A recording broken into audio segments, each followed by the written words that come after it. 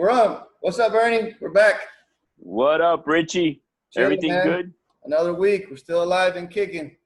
You need to call my agent, man. We need to redo the contract. You know what I'm saying? But anyways, talking about agents, man, talking about advisors, today's show, we want to talk a little bit about the draft and have a young man that played high school baseball down here in South Florida and also played his college baseball here. And it's overcoming a lot of obstacles that are on his way through an injury, man, and just excited to talk to him and learn more about him today and him and also his advisor. So, Rich, man, let's get it going. Yeah, you were wearing the spiffy 305 I did. stuff. Well, actually, I was wearing the 305 hat. You were wearing the spiffy 305 stuff.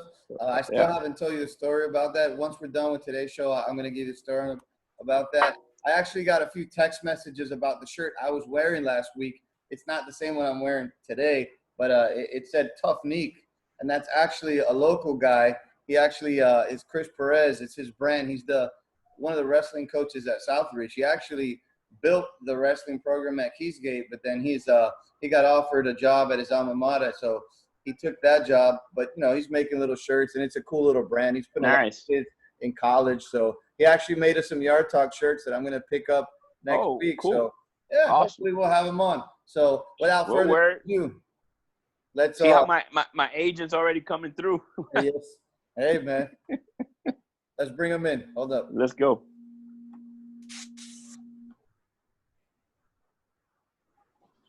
Here they are. Hey, Freddie, how are you? Hey, Ernie, how's it going? Good, man. Where's Mikey? Mikey there? Yep, he's there. Yeah. Right here. Hey, Mikey. Hey, we're thank you for coming on, guys. And Yard Talk is we concentrate a lot of what's going on in high school baseball, not only in Miami-Dade County but also the state of Florida. This is going to be watched at HSBN, who picked us up and is letting us have this platform just promote and talk about our guys, man. So I'm glad that we're able to have Freddy Zamora on today from University of Miami, and also Michael Maulini, who's his advisor.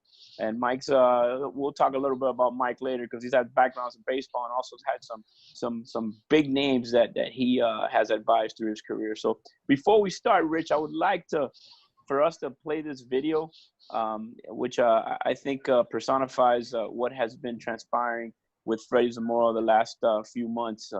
So go ahead and play it. Yep. Let's see how my technological skills are. I did it in the dress rehearsal. Let's see if it happens here live. No pressure.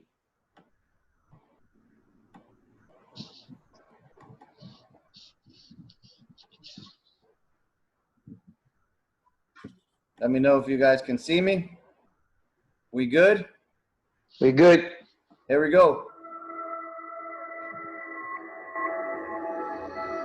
I am Freddy Zamora, and I am from Nicaragua.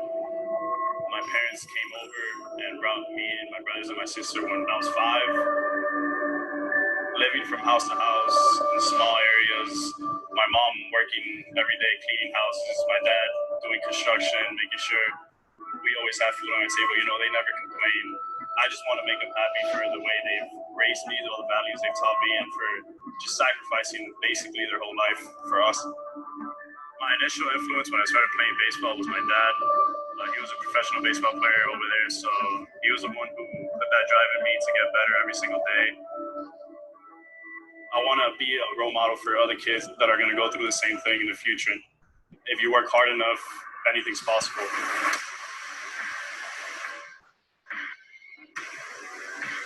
This guy's just on fire. Talk about the leader of this club.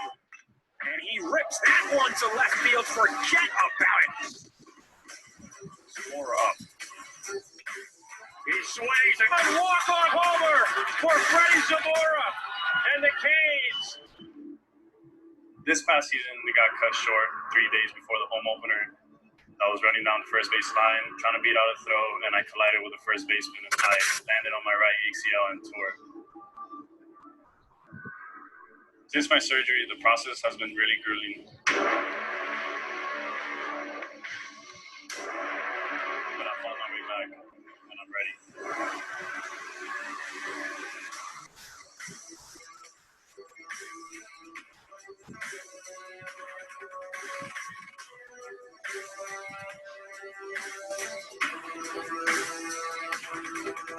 my mindset in practice is to just get better every day. I do see myself as the World Series champion one day. Ever since I was a kid, that's been my dream. Freddy Zamora 10 to 15 years from now will be in the bidding to be a Hall of Famer one day and one of the best shortstops to play this game.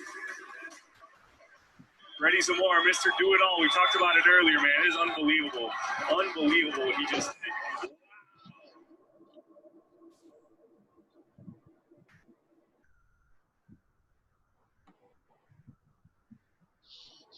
There it is.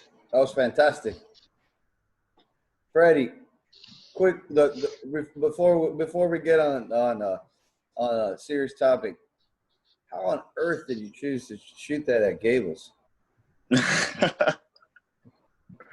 That's Call my agent. That was with the people higher up. Call my agent.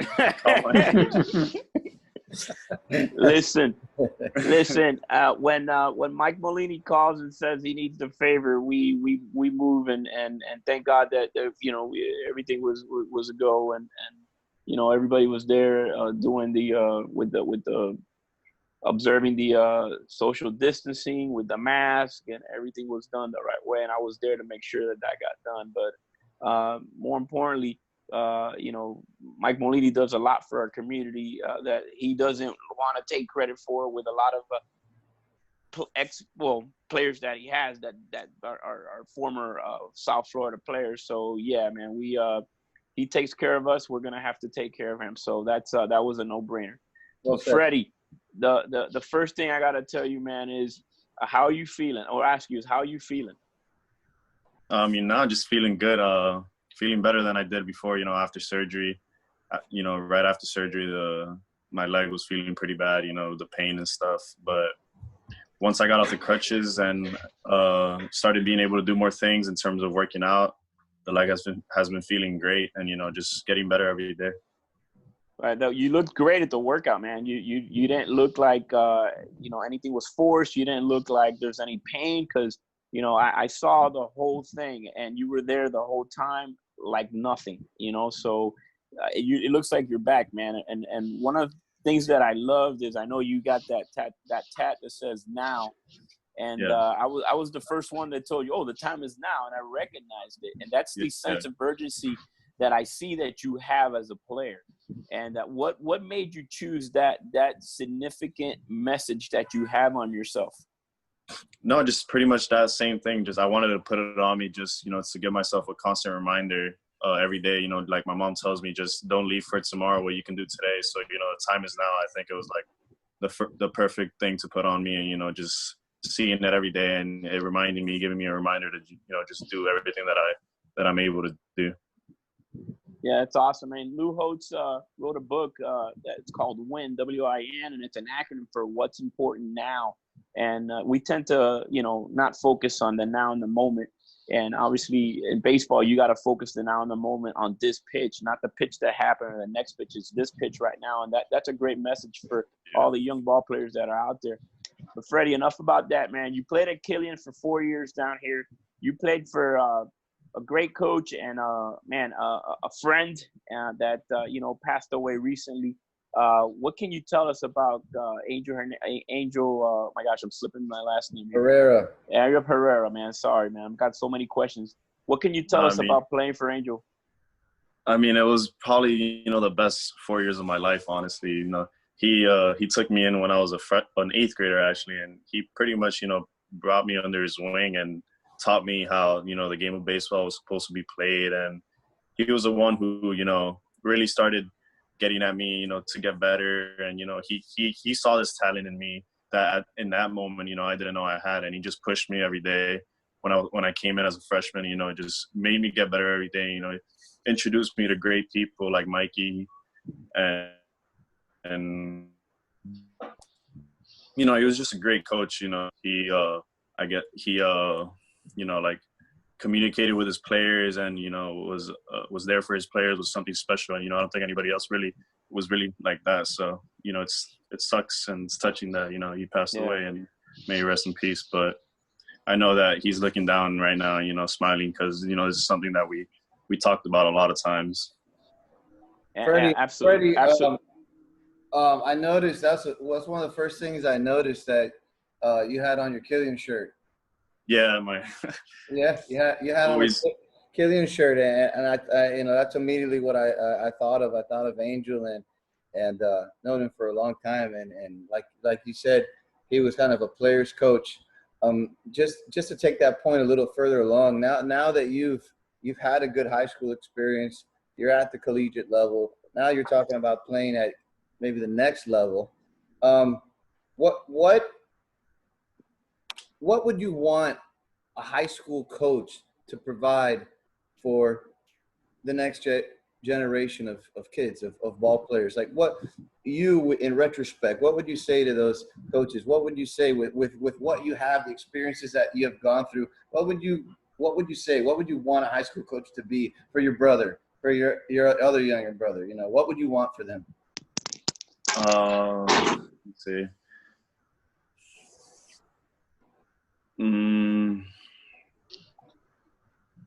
I think the first thing that comes to mind is just never take the game for granted. You know, just go out there every day and give it your all, and you know, just don't look back one day and regret anything that you didn't do. You know, just do whatever you can in that moment, and just work harder than anybody. I think that's the most important message a high school coach could tell any kid. You know, if you work hard enough and you know you commit yourself to getting better every day, you know, things are gonna happen, and you're gonna get rewarded for those, you know, sacrifices and stuff. Have you seen your commitment level grow since you were an 8th grader, 9th, 10th? Did you start to have like a realization? Did something click in a certain year or a certain game or a certain season that you said, damn, I might be able to do this like at a higher level? Did something click? Yeah, I mean, I think it sort of clicked my freshman year because coming in, I was just a freshman. Nobody really knew me. And then there was a shortstop spot open on the varsity team. So, you know, I put that chip on my shoulder to, you know, I wanted to get that position and I wanted to play shortstop for the varsity team. So, you know, I just came out there every day and try to get better and, you know, try to prove to them who I was. And once I got that position and I was able to, you know, be the shortstop for the varsity team, I think that's when it clicked that, you know, I think I had this talent and, you know, that if I worked hard enough at it, you know, I could be something special one day. Fred, what's the difference between the high school Freddy Zamora to the college Freddy Zamora? And then obviously answer that, and then I got another question for you. The difference between high school now and me now is, I mean, I'm more mature, honestly, as a person, not just as a baseball player, but as a person as well. But, you know, I've learned a lot of things in college now that, you know, I didn't in high school. And I think it's helped me become a better player. So, you know, I've developed, gotten stronger. And, yeah, I think I see the game, you know, in a different way now than I did in high school. You know, back in high school, I was more calm than I am now. And it was it wasn't the greatest sometimes. But and I think from the difference between now and, you know, the next level is just, you know, the speed of the game. You know, I think just that's something that I'm going to have to get accustomed to and get used to once I get up there. But I don't really see that being a problem or anything. You know, I think I've gotten, you know, acclimated to higher levels of baseball pretty quick. Yeah, which was going to carry me to my next question. And the professional Freddy Zamora, how's that guy going to handle business? How's he going to conduct when it comes to the baseball? Yeah, I know, just go about my business every day, you know, just be that humble person that I grew up being, and, you know, just being that role model for kids as well that, you know, want to get to the majors one day. And, you know, I want them to get, you know, to look up to someone that, you know, is a good person and stuff. So I think that's going to be, you know, the Freddy Zamora and the bigs. I love when you said it, the bigs. That's awesome, man. And there's no doubt that the abilities are there, and the skill set is definitely present. And what has helped you, like, as far as from a mental aspect of this game, from high school to college? What do you think has been the difference from a mental aspect? Just understanding the game and understanding that it's a game of failure, and, you know, not getting too down on yourself when you fail, and, not getting too high on yourself when you succeed. Just trying to stay, level, like even keeled, level headed, and not letting the game or your emotions get too into the game. I think that's the biggest thing I've learned since being in college. That's awesome. I mean, it's tough. I mean, dealing with high school guys, it's tough for them to understand that, and definitely, you progress and definitely you progress and you learn it. And then in college, it says, oh, this is what they're talking about. So listen, I'm going to ask Mike a couple questions right now. Mike, you've had success with a lot of these young men that you've advised. What is it that you see? What is the first thing that you see when you said, this guy's got it, that you saw in Freddy? Talk to me. Well, I met Freddy when he was a freshman in high school. Obviously, Angel Herrera, rest in peace. We were childhood friends. He called me one day, goes, hey, come watch this kid. He's a freshman. I know he's young, but you got to take a look. I went to one of Freddy's games, got there early, didn't know I was there, watched how he went about his preparation before the game, and watched him play, saw his actions as a young kid. And you can just see the projection was going to be there down the line once he got bigger, stronger. And what impressed me the most about Freddy during that time was how quickly a 14-year-old adapted to the high school varsity, speed of the game. That's what makes Freddy special. Freddy can make that adjustment at any level. And that's why I think he's going to succeed. And the most important thing about Freddy is the people behind Freddy, his mom, his dad, his sisters, that foundation that I had an opportunity to meet when I first met with them. And, those are the people I want to work for. Those people I want to help and guide and advise and do the right thing for them. So I saw a lot of things. I've seen a lot of great players in our area that I don't even talk to, because I want to work with the right people and help the right people and just be that guidance for them, even if it's a little bit. That you said something that we touched upon last show, and it's when you have the support of the parents, you're going to make the right decisions always, from a baseball standpoint, from a moral standpoint, from every standpoint. And it's good to hear that, and there's no doubt you could tell that Freddy was raised right and taught right. And I'm glad that he's working with you, or you working with him. Mike, give us a little background, man, on some of the guys that you've had since high school, because it's a who's who of South Florida major leaguers, more or less. So give us a little rundown. Well, this is my 22nd year in the business. I can't believe it's been that long, to be honest. When you were 12, you look 32. Thank you. Not really, man. I'm getting up there close to the 50s already, but it's not a job to me. It's a dream. I wake up every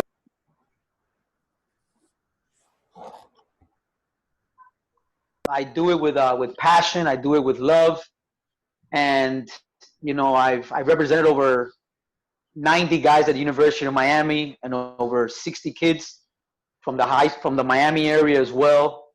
Yonder Alonso, Yasmani Grandal, Carlos Gutierrez, Andrew Suarez, Brian Garcia, Eric San Pedro, just to name a few right off the bat. I mean, I've had a lot of success. I've worked with the right people. And it all started with a dream. Sean Rodriguez, Robert Andino, Gabby Hernandez, Eddie Morlan, Gio Gonzalez, all those guys that I've had an opportunity to be part of their life in some capacity. And what's important to me today as an older man, and not a 23-year-old in the business, is that seeing my guys that never made it to the show, but seeing them be great people, great fathers, great husbands, great leaders in this community, it's what fulfilled my dream when I started this business. And that's what I want to impact these kids' lives. I want to make sure that we do the right thing for them. That's awesome, and I know it because I've seen it firsthand, and the thing with Mike is not many people know Mike played high school baseball here at Jackson, and then Mike also went on to play college baseball at Barry, and he was a great teammate, still talks to a lot of people, and not many people know that you have an extensive baseball background and you know how to evaluate talent. You're just not an advisor that, oh, they sent me a kid. No, you know your stuff, and to me that is more. It's very important because you're picking and choosing guys that could play, but first and foremost, guys of character. Then guys that can play, and then guys that have that structure that's going to help them succeed. Like you said, all those pillars that are very important, Mike. I know you've been successful, man. I thank you for taking your time to come out here. And look, I know that Freddie's going to do great things, and I know you're going to do great things with Freddie, but we're going to keep asking Freddie stuff because this is not about you right now. It's all about Big Fred. Ernie, I got a couple questions actually, and I guess I got one for Mike and I got one for Freddie, but go ahead. Speak to Freddie first. Freddie, something about your video that caught my attention was besides all the grass in the infield, the weeds at Gables. Wow. What caught my attention was that you said that you want to be a role model. And that's something that's like a big topic in professional sports right now. A lot of guys say, hey, man, I'm just here to play ball. I'm not here to be a role model. You know, your father should be a role model, or your teacher should be a role model, somebody else. Like, what does that come from, you being an older brother? Does that come from, where does that come from that you want to be a role model? Yeah, I think it comes directly from being an older brother, honestly, because, you know, my parents or my mom telling me almost, you know, every day that my brothers look up to me, and, you know, that I don't see it all the time, but whatever I do, they try to, you know, copy or imitate. And, you know, since then I've been trying to, you know, just be a good example for my brothers. So I feel like once I get to that, you know, to the majors, you know, the bigs, and I'm able to be a role model for, you know, kids coming up, I think that's something that I would, you know, love to do. And, you know, just be that right person for them, and, you know, say how they're supposed to, you know, carry themselves, and, you know, all those things. That's great, man. That's great. That's awesome. I think that's ultra important. I think a lot of professional athletes don't really embrace that responsibility, and they don't have to. You know what I mean? They don't have to. But I think it's refreshing to hear someone at your level really want to do that, because we need more of that, man. We need more. A lot of these kids are lost. A lot of these kids are just they go down the wrong path, and don't understand that it's really not about sports. It's really about the character-driven things that sports provide. So, man, that's a great answer. Mike, go ahead. Hold on, before you ask that, one of the things that you know, hearing Freddie speak and how he came from Nicaragua. I think you said 4 years old, Freddie. You and your family. Yeah, 4 or 5 years old. 4 or 5. Yeah. See, that resonates with me because I know when I came to this country, I was 3 years old. 50 years ago, and my parents left. 1924, right? 69, but don't exaggerate. But definitely, I see that what my parents did now as a grown up, and the sacrifices they did all throughout to give a better situation. That the ones that are benefiting, obviously, have benefited, but the ones that are benefiting the most are my kids. My 2 daughters and my son, and now my grandson. And I see that, man, and with you, and you're not taking that for granted. And that's what I love, because you're doing this because of that opportunity to get out of a country that was the same situation like Cuba, with you know, a regime that really was, that your parents didn't agree with, and they're creating this, man. And my hat's off to you to think like that. And again, that's awesome, man. Yeah. Go ahead, Rich. Yeah. Gosh, I think that it makes me want to go back to Fred again. Go ahead. Another standout in that video was the footage of your pops. Can you tell us a little bit about his baseball background? We know he played, but was baseball something he had to hang up to come to this country? Yeah, it was something. Well, my dad started working when he was 12, 13 years old. These stories my mom tells me. His dad left him, so it was only him and his brothers, you know, and his mom. So he had to start working from an early age at 12. And then when he was 16, there was these tryouts over there for the team, and he went, you know, by himself on the bus and tried out for the team and made it. So ever since that point, he started playing baseball. You know, he started taking care of the family. And then, my mom came along and he had us. And then, once they decided to come to the U.S., it was something that he had to stop doing completely. Ever since he's been here, he's been working, construction and stuff. So it was definitely a huge sacrifice. Is he your biggest fan or is she your biggest fan? Who's a bigger fan? That's a tough one. I think she is, but it's probably 51-49. And who's tougher on you, mom or dad? Who's tougher on you, baseball-wise? Mom is? Yeah, mom is. That's my dad's more laid back and stuff. My dad's like me. Right. What did she tell you? What did she tell you, Freddie? Pero como te vas a ponchar con ese lanzamiento? Something like that.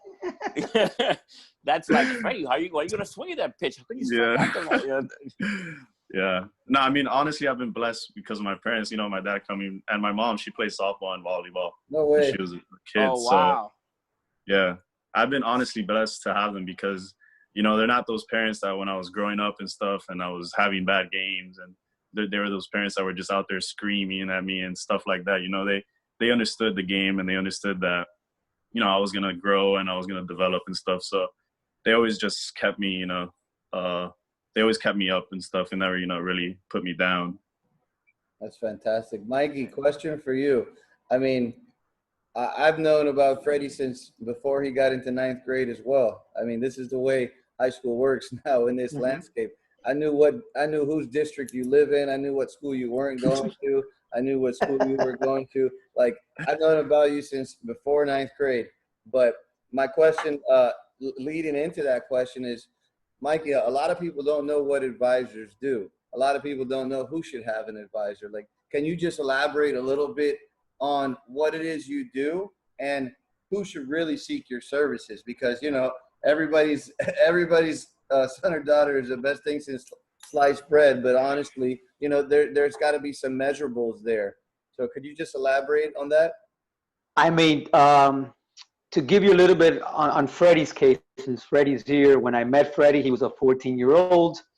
Miami was already looking at him. So once the family decided that they wanted me to be their advisor, as an advisor, you seek what kind of package the university is offering Freddie, stay on him as far as his grades, what he needed to do academically. Believe it or not, whenever Angel would call me, hey, we got to get on Freddie, I would get on Freddie, and I would always be on top of Freddie to make sure that he always kept that NCAA, leverage. If the opportunity came out of high school to be a guy, you got to have that, you got to have that backing. So it was important for me, in Freddie's case, to always maintain him academically focused on Miami was the number one priority.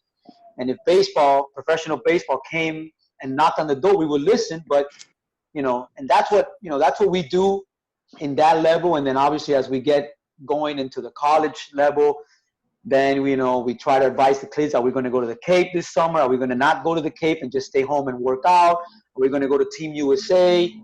Just guide the players, the families in the right direction so that they make the right decisions. And not that they have to do what I tell them. I just give them my advice. And at the end of the day, Freddie and his family always make the final decision, but they have everything in front of them. Yeah, one thing that goes without saying, too, is that you at this point right now, when your player becomes draft eligible, you are working the scouts. What do you think? Working the cross checkers. What do you think? And making it his worthwhile, because if he's not in that position to be taken in a position to secure his financial future, there's no need to go out and say, you know what, let's wait. But yeah, definitely I can see that. But Mike, it's not common to see a 14-year-old and say, hey, this guy is going to be a pro ball player. It's not a commonality. I mean, we could see great talent, but it's not common, right? Am I wrong on this? Well, I mean, Yasmani Grandal, I recruited him as a 13-year-old. Harold Martinez, a 13-year-old. Carlos Perez, a 13-year-old.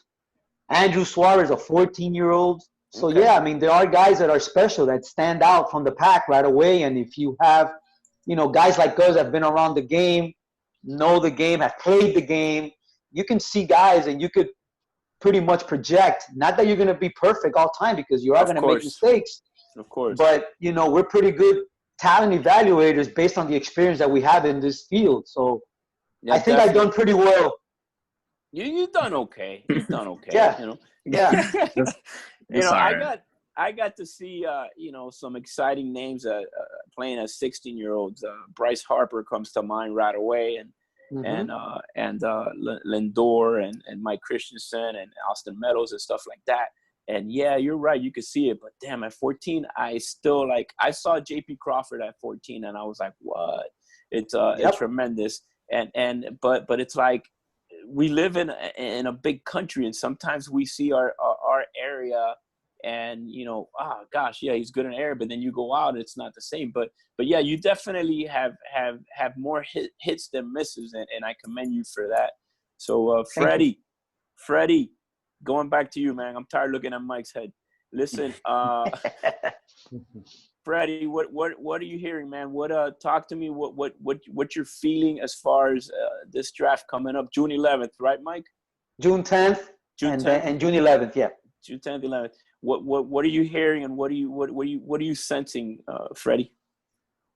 Well, I mean, I've spoken to a couple of teams now, and they've just been trying to keep in contact with me, but honestly, I think I'm ready for that next chapter in my life, to start my professional baseball career. But, I also don't want to, go for nothing and something that I'm not worth. No, I understand.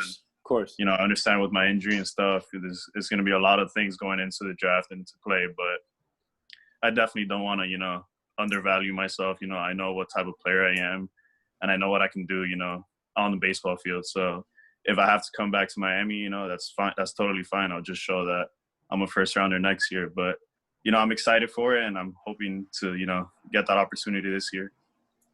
All right, Fred, you have one opportunity that you have a gun to your head, and they tell you got to pick a team right now. Who's it going to be that you would want them to pick you? Come on, man. You handle Giants. The Yomiuri Giants. You handle pressure, and now you can't handle this question. Come on, man. I have an answer for it, but go ahead, shoot. What's the answer? The one team to draft me right now. Go ahead. Who would you love? Like you said, the Yankees. And why is that? Just the whole tradition of all the great shortstops that have come through there. Honestly, because of one person and one person only is because of Derek Jeter. I think just watch. All right, so why didn't you say the Marlins if Derek Jeter's there? No, yeah, that would be great. That would be the craziest thing ever if Derek Jeter. I know that'll be different. Playing in front of 60,000, playing in front of 6. I get it. No, I'm sorry, that's not. It's gonna get better with Jeter. Yeah. Jeter has that franchise going in the right direction, but no doubt. Thanks, Ernie. Good job, Bubba. No doubt. Listen, that was the old. They're doing a great job. In fact, shoot, I have one of my ex-players works for them in player development. So, but definitely. So the Yankees or the Marlins, right? I threw that in extra there for you. Yeah, I mean, I would love to play for Miami too. Hometown team. Jeter's the GM. I mean, that's basically my, role idol growing up. Just Derek Jeter, watching Derek Jeter highlights as a kid and watching him play for the Yankees. That'll be awesome. That'll be crazy. Freddie, one of go, Ernie. I'll go after. One of the things that I've always seen and seen great players play at the high school level and the college level is they make the game look easy. They make the game look slow, and you do that, and that is an attribute that can't be taught. Why do you think that is the way it is with you? Oh, I honestly, that's a hard question. I think that's just I've always played the game of baseball that way, and it's not something that I've ever really thought about. It's just that's how it's come to me, and I think that I don't really try to force anything or anything. I think that's just the way I've played baseball since my dad taught me how to play when I was a kid. And I think it just my personality and everything goes into it. But, I just try to play how I was taught, with my dad. And it's pretty much, I guess, that's how it is. It comes easy to me. It's in my blood. Nice. Good. I mean, you play hard, but it's like you make that ball in the hole look easy. You make the routine obviously look extra routine, and that's a great attribute to have. Go ahead, Rich. Yeah, Freddie, I wanted to. I'm very familiar with a couple of the guys over there at UM with you, and I just wanted to ask you about a teammate or two that you've had, maybe one in high school and one in college, because as a teammate, you just have a little bit more insight that a coach does or somebody watching the game. Can you talk to me about Caballito over there? What's his name? Adrian Del Castillo. Adrian. that guy hit field goals against us in high school. Bro, that is probably the best pure hitter I've ever seen in my life. That guy gets out of bed and rakes. Honestly, no, but he's a great kid. He's a humble kid. I've known Caballo since high school now, but he's one of those kids that just shows up, does what he has to do, works his butt off, and it shows on the field. He's probably the best hitter in his class. So he's a special kid, and he's probably. I got a great Caballo story. We were facing them in the district semis. We had beat them in the course of the season. We're playing them at Gulliver. So we meet the day before the game. Myself, my pitching coach, and the three guys that might be on the mound that day, and the catcher.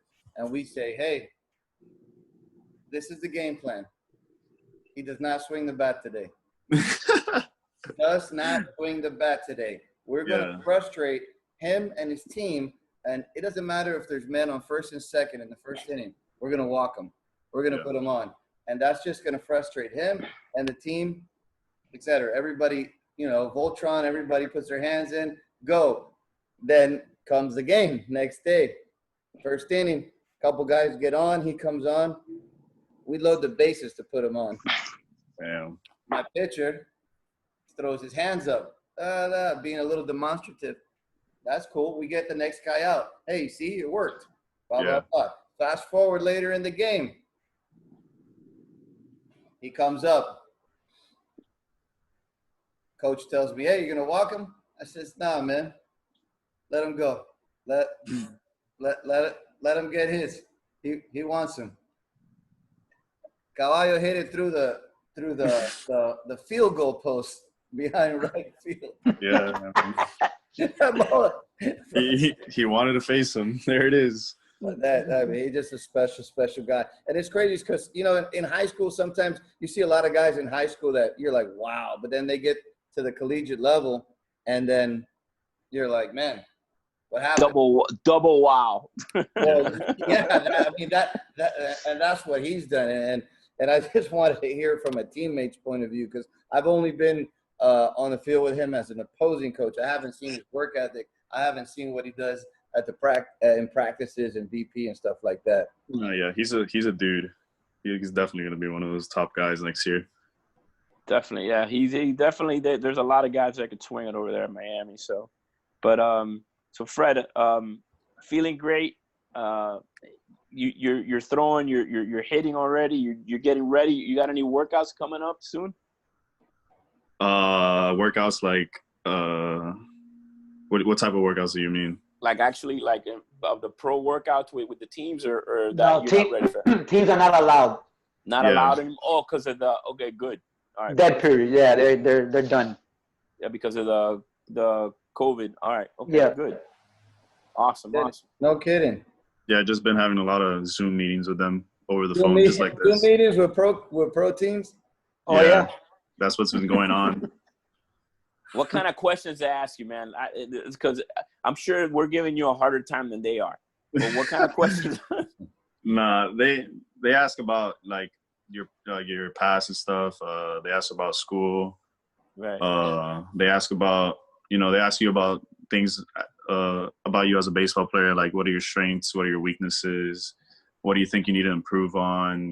What's your best attribute, what's your worst? Things like that. And then they just talk about, their system, their organization, and the way they're developing their players and stuff, the things they're using. But yeah, that's pretty much it. Just giving, they're giving their insight. Okay, so what are your strengths, Fred? Now that you've had many practices answering that question. I say all of them. I think I could do anything on the baseball field. I just need to, work on them and get better on them. But I don't think there's anything that I can't do on a baseball field. I think I just need to get better at them. And the area that you think, hold on, the area that you think you need more improvement or most improvement?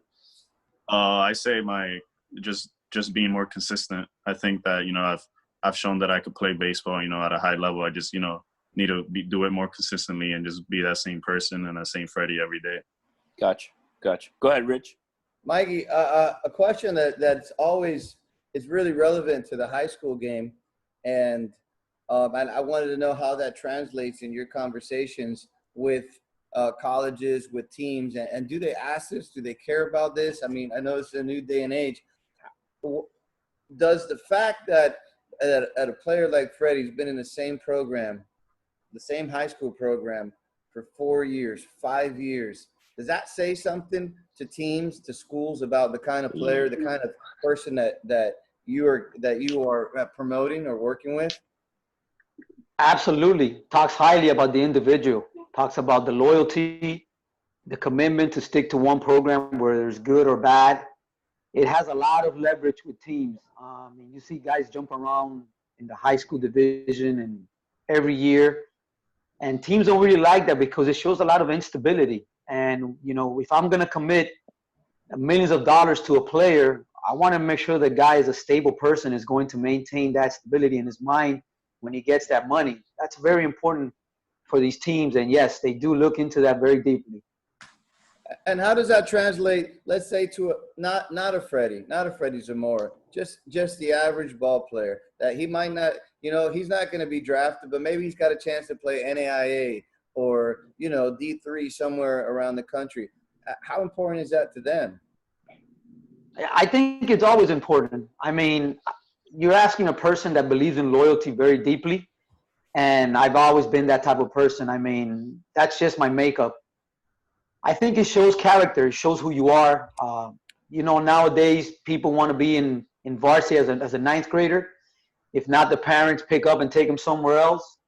The grass ain't always green on the other side until you get to the other side. So I believe in working hard, going after what you really believe you can do and get it done. I mean, I'm a Jackson boy, man. I come from a different era, and I'm all about hard work and dedication, man.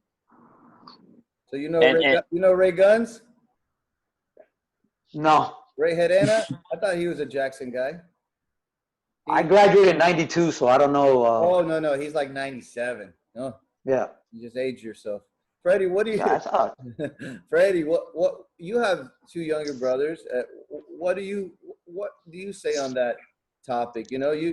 I know 100% in your high school career, your parents fielded phone calls. I know it. You know what I mean? And, yep.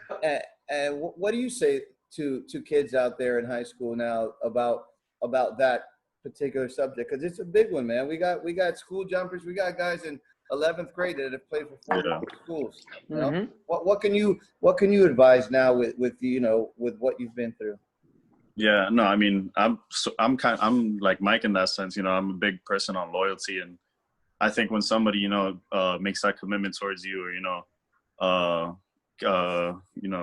trusts you and stuff to come to their program, I think just being loyal towards that and sticking with that, and doing whatever you can to stay there and stick it out and do whatever and just get better. I think it's most important for these kids. I've been someone that's always been loyal, coming from high school, Killian for 4 years, played with the legends for 4 years when, I had other summer teams, calling and stuff.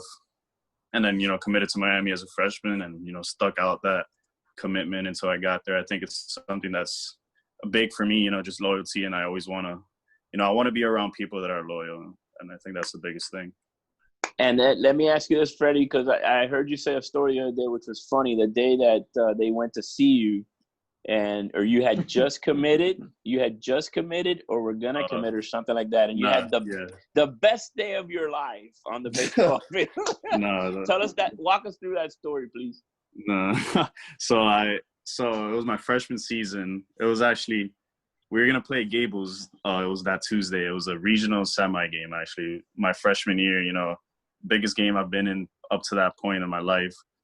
And the day before, I commit to Miami. You know, Miami's on me, and you know, I make that verbal commitment to them, and you know, I'm happy and everything. Everything's blowing up. I'm at the top of the world, and then we have a game the next day against Gables. You know, I feel good and stuff, and then Gino shows up. You know, the guy who committed me, who recruited me, and I proceeded to make 5 errors that game. Holy cow. and I honestly, my teammates from that team to this day, you know, tell me about it. But I almost lost that game if it wasn't for Eddie Demirius hitting a walk-off single. But no, it was right after, too. I thought I was losing my scholarship that day. It's a funny story in the sense that you overcame that. Obviously, that's not the Freddy Zamora that we've seen, and it just means that you're human, you know. Well, I'm sure the game was at Gables, right? Yeah, no, bad. It was at Killian. It was at Killian. It was at Killian. Yeah, he was already gonna blame the field. Didn't you hear he said? Didn't you hear him say walk off? If it's a walk off, the home team has to be on their field. Come on, Rich, learn something here, buddy. Yeah. Oh, no, if somebody's a district host, they don't have to be the home team, sir. But he also said, pay attention to your guests. It was a regional semifinal, so means that they were playing at home. Listen, you need to listen to your guests. Gables was stacked that year too. Yeah, Cabezas, Coco, they had a good team. Yeah, I wasn't the coach. I don't know what good talent was back in the day. You weren't there yet? No, I wasn't there yet. We've had a lot of young guys, and we've been doing good, and they're like kind of like believing and working hard and trying to buy into the stuff that I've tried to instill on them. But yeah.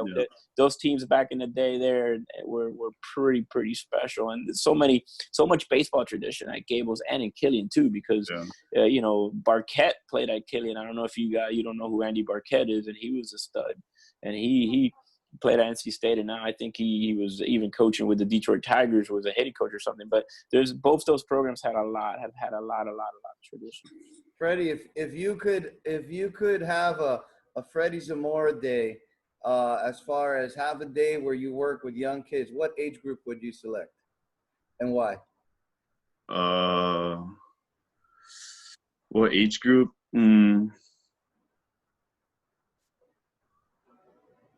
Probably 14 to 15, like right before they got to high school. And I think just preach to them and stuff to just, you know, take care of things, not just on the field, but off the field. You know, academics is something that's huge for colleges. And, you know, if they want to continue with their career and they want to play baseball at the next level, you know, the first thing schools are going to look at is your grades and stuff. So I think that's the first thing that I would tell them before anything, honestly. Just make sure you're taking care of your classes. And then, you know, after that, it's just you're in high school now. You know, everybody has talent. It's not you're not going to be the best player of your travel ball team like it was. You know, and everybody's going to be competing for a spot. And, you know, you just got to go out there and show who you are. You know, don't back down from anything. And Freddie, you're 24 credits away from your degree? Yeah, I have like full year left. A full year, okay. That's okay. And what is your program and what is your degree going to be in? I'm studying criminology right now with a minor in sports management. Okay. So. Yeah, man, I know that the MLB has a plan in place there to kind of help you with that, and I encourage you to do that, man, because at the end of the day, it's gonna make you a better person. One, and two, is gonna facilitate more opportunities later down the road when baseball comes to an end. Hopefully, after a 20-year big league career, you know. So see, 20 years, Mike will be what, like 78, and you know, it'll be awesome. I don't even want to think that far. That's awesome. Rich, anything else? Man, no, man. I would just like to thank the guys, man. This was really refreshing. It was good to go down memory lane, talk a bit about Angel and hear your guys' insight. And Fred, we wish you the best, man. I mean, I don't know what time the draft starts, but I think we should have some sort of Zoom draft party just to see, you know, if one of our hometown guys gets to do it. I mean, I love watching. To me, I was going to keep asking questions about and how cool is it to play with all these local guys. You know, you got Raymond Gill, Caballo, what's the big lefty? Corral. Like so many local guys. I haven't seen a UM like that in a long time. And to me, that's a more special UM. So, you know, I'm really proud to go out there and just see you guys play. And I think that colleges here local need to do a better job of that, because, you know, there's lots of talent down here. I think that's better for their programs. You know, how many guys do you know, and how many friends you and family members that you have are going to go out there and support you? And I think that I think that's great to watch. But I'd really just like you know, to continue on the path that you're on, man. Like you're doing fantastic. It's fun to watch you in high school, college, and hopefully Ernie and I get to you know, have maybe some nosebleeds soon. Right? No. We got you. We got you. Knowing Mikey, I know we're gonna be in the dugout. yeah, you'll be up there. Hey, listen. Important question here, because you said about draft parties. I've been to a couple. One that I was happened to be at Mike's home, and he had one of my guys in 2007. He had Denny Almonte, and that year also Yamani Grandal was his high school senior year, which, by the way, he played at Springs, and that spring team was loaded. But that's a whole different topic. Mikey, tell us about that, man, because it's a great story, and you shared it with me before, and share it with the people, man, because I think it's awesome. Well, you know, Yaz going into his senior year was one of the top catchers in the country. You know, we had the same situation, a lot of meetings with teams as we got closer to the draft. We put a huge number on Yaz because, you know, we had Miami as leverage. He was on a full scholarship to the U.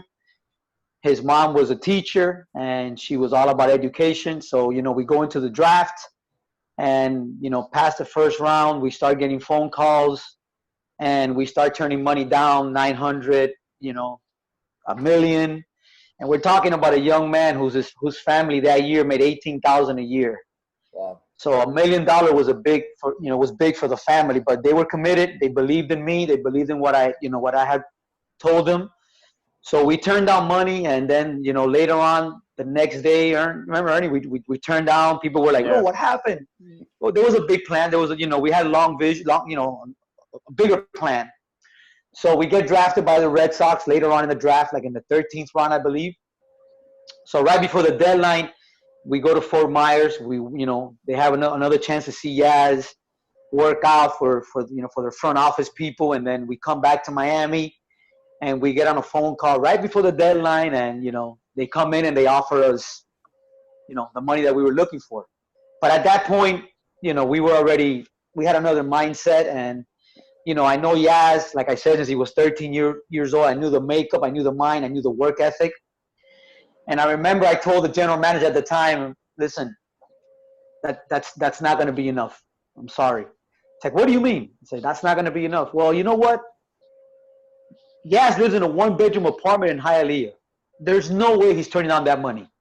I said, okay, you want to get him on the phone? Let's get him on the phone. We got Yaz on the phone, and right before the general manager asked the question, Yaz was like, listen, whatever we talked about was before taxes. So we have nothing to talk about. I'll see you in 3 years, and I'll be the best catcher in the country. And he ended up going to Miami and was picked number 12 in the country and signed for $3.5 million. Nice. He was the best catcher in the country. That's a great story, and I know there's more color to the story, and I appreciate you keeping it very PG. But definitely, it's a great story, and definitely, I saw him perform live against us several times with Phil Weiser, who was their coach, and we had some great games. And he was at Springs back in the day too, before Gables, and it was great, man. Listen, Mike, Freddie, I keep calling you Fred, man. I don't know if that's insulting you or Freddie. What would you like to call you? Because that's Freddie's iPhone. Ernie, whatever. Freddie's iPhone.